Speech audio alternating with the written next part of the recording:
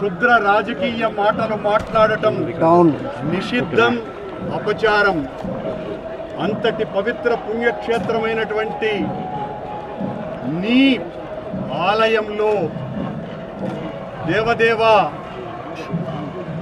నీ అన్న ప్రసాదాలలో అత్యంత పవిత్రమైనటువంటి లడ్డూలో కళంకితమైనదని కలుషిత రాజకీయ మనస్కులు అత్యంత దారుణంగా ప్రవర్తిస్తున్నారు.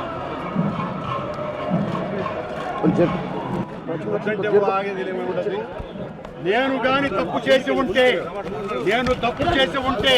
నేను నా కుటుంబము సర్వనాశనమైపోవాలని నేటిలో నేను ఏ రకమైనటువంటి తప్పులు కలిగి ఉన్నా సర్వనాశనమైపోవాలని ఆ దేవదేవుణ్ణి ప్రార్థిస్తున్నా. గోవిందా.